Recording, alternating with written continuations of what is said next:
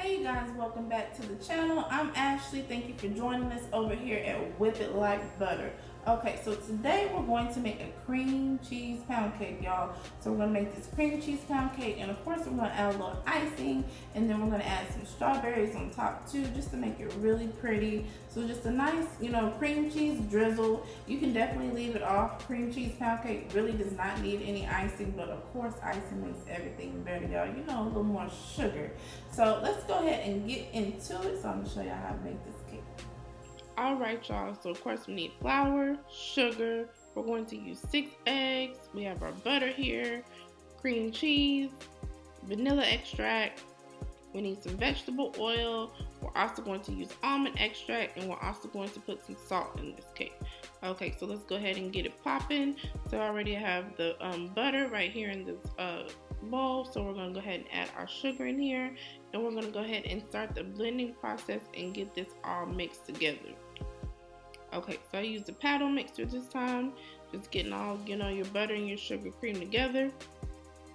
And then we're going to go ahead and add our oil in here to help it.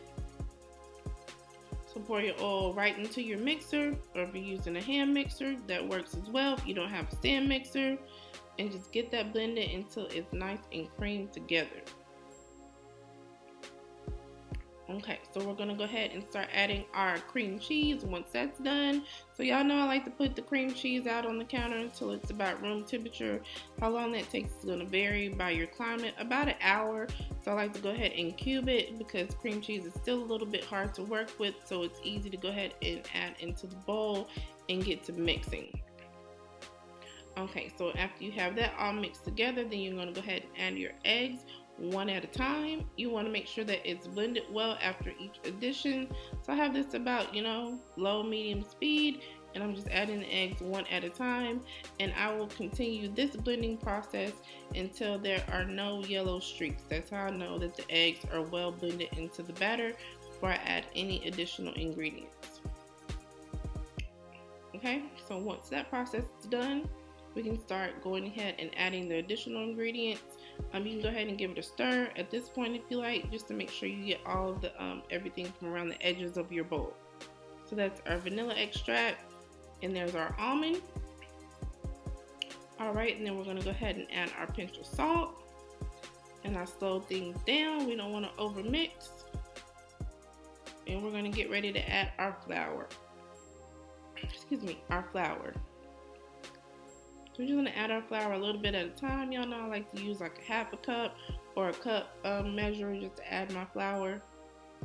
It doesn't matter what you use as long as you add it a little bit at a time, just to give the batter time to catch up to the dry ingredient. So here we are adding everything in there. The remainder of our flour. We have our bundt pan sprayed, and then we're going to go ahead and add our mixture into our bundt pan. So just a little bit at a time. Spread it up for y'all, and just go ahead and spread it evenly on top once you have all your batter in your pan. And we're going to go ahead and pop this in the oven at 325 and cook it for about an hour to an hour 15 minutes. Okay, so for our icing, powdered sugar, cream cheese, more butter, vanilla extract, and salt. Alright, so back to our stand mixer. We had our butter in there, we added our cream cheese. I'm sorry, it was a little fast, but butter and cream cheese.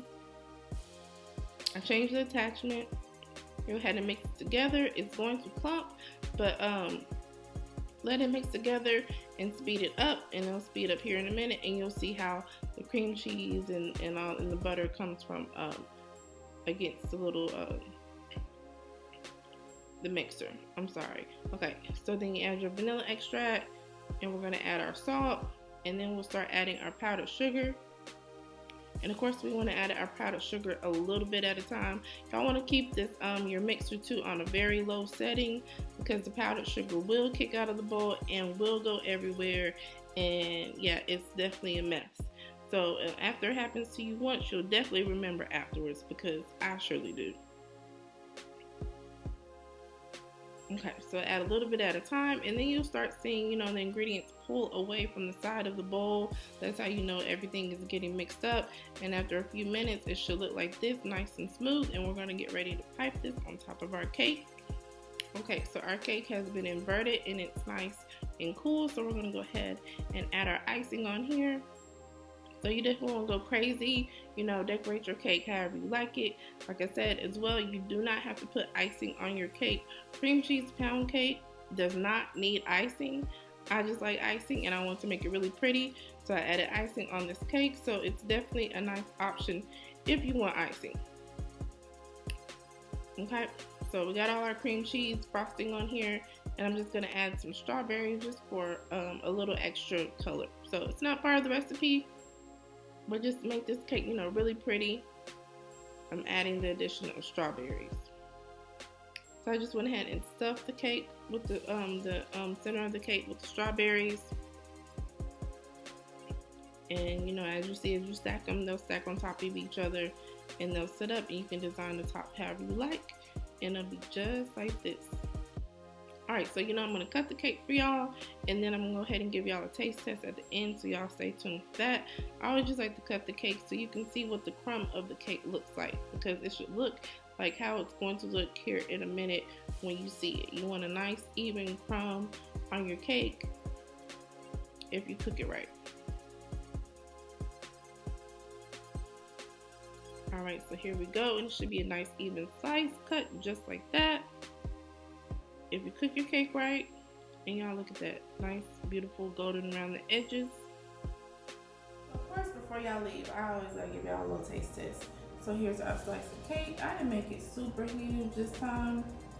Okay, so let's go ahead. I like the little crunchy part of the cake at the bottom, a little crunch where the sugar rises. So I'm gonna go ahead and get into that first.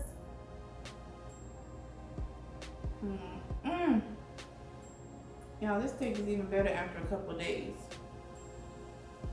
It's just something like after a couple of days that cream cheese flavor like really sits in the cake, and it's even like more moist and decadent.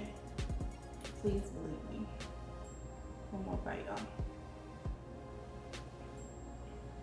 And that icing. Y'all, this cake is everything. Definitely add this recipe to your list, especially for the holiday season coming up. You cannot miss people with a cream cheese pound cake. Hold on. Okay.